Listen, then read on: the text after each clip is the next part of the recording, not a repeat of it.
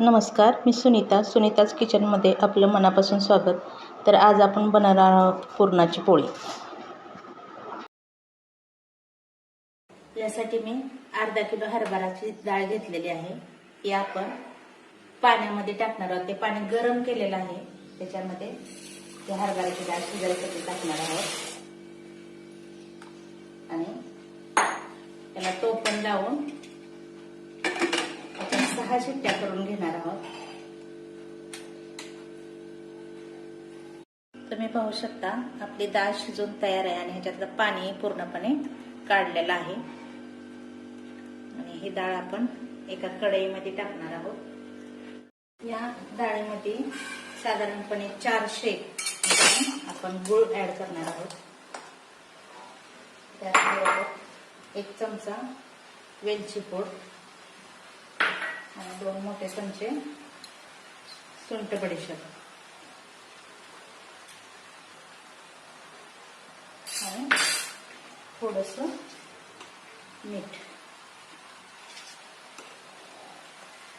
आणि परतून घेणार आहोत.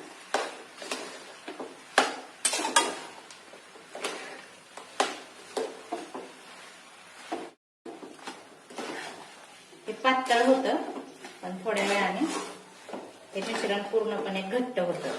आपण ह्याला अशाच प्रकारे हलवत राहूया जेणेकरून ते खाली लागणार नाही.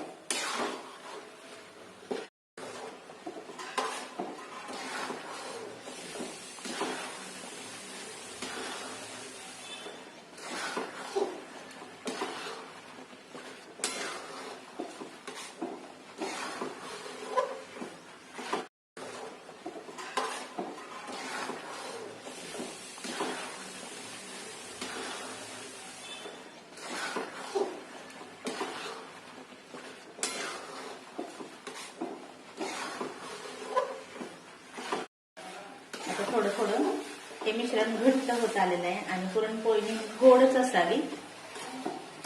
त्यामुळे अर्धा किलोला आपण 400 ग्रॅम गूळ घालतो याच्यामध्ये. तुम्ही याच्यामध्ये जायफळ यूज करू शकता पण मी नाही टाकलेलं. तुम्ही पाहू शकता हे मिश्रण व्यवस्थित होत आलेलं आहे आणि आपण हे मिश्रण व्यवस्थित झाले तर नाही कशावर ओळखायचं तर हे उलटण जे आहे आपण असं करून जर ठेवलं हे जर पूर्ण असं पालतं झालं तर झालं नाही म्हणायचं. त्यामुळे अजून थोडा वेळ आपण याला हलवत राहूया 2-3 मिनिट फक्त.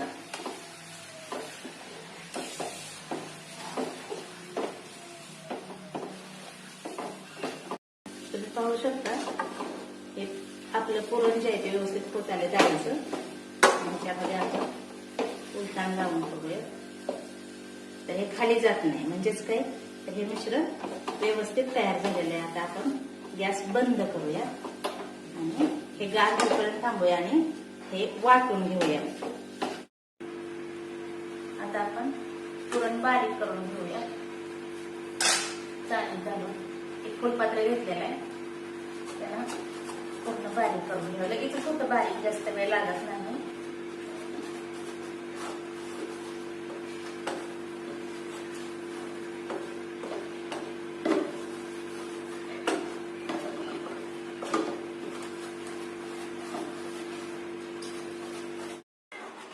अशाच प्रकारे आपण बाकीची डाळ जी आहे ती आपण वाटून घेऊया. तुम्ही बघू शकता पुरण कशा प्रकारे झाले ते अगदी छान झाले. ते आपण एका बाउल मध्ये काढून घेऊया आणि बाकीचं हे पुरण तयार करून घेऊया. हे बघा पुरण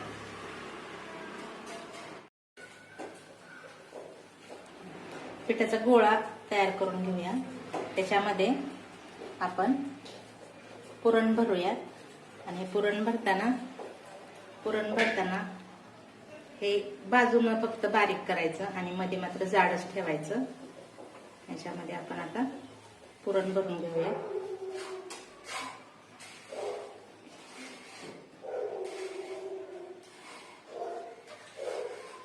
अशा प्रकारे नंतर मोदकासारखा ह्याचं गोळा तयार करून घेऊया.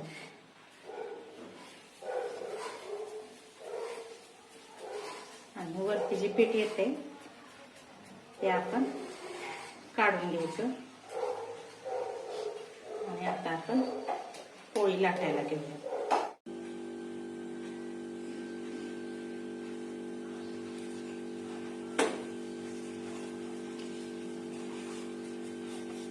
ही पुरणपोळी सगळ्या बाजूने समान लाटूया. आधी कडा लाटूया.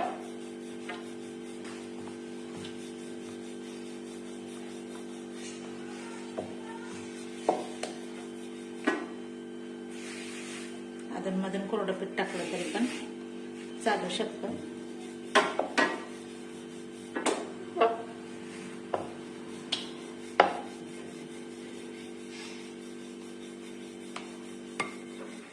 एकदम हलक्या हाताने त्याच्यावरून आपण बेलणं फिरवूया.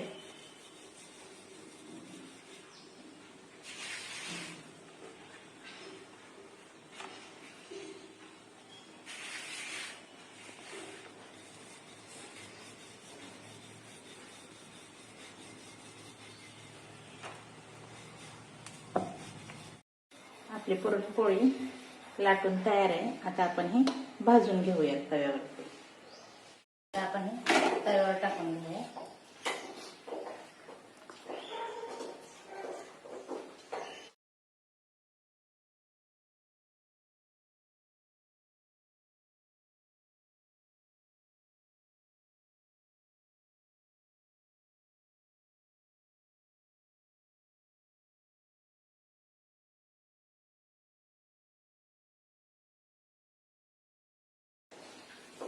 या पोळीची पलटी मारून घेतल्यानंतर आपण याच्यावरती तेल लावून घेऊया.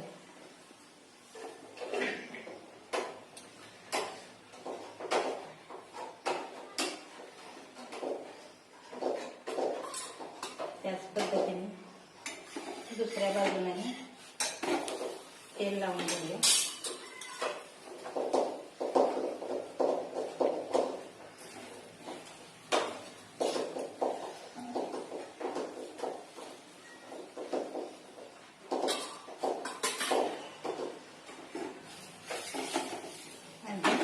दोन्ही बाजूने व्यवस्थित असे भाजून घेऊया.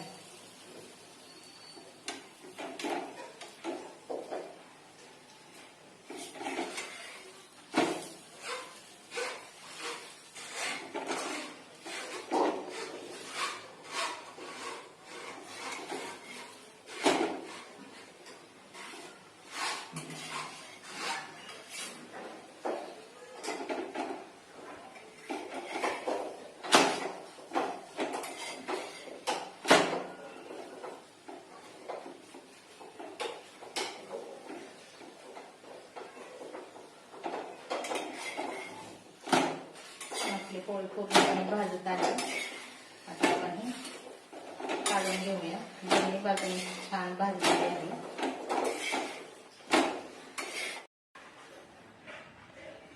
तुम्ही बघू शकता आपली पुरणपोळी तयार आहे आणि खूप छान अशी आतून बाहेरून भाजलेली आहे आणि हे सर्व करायला आता तयार आहे.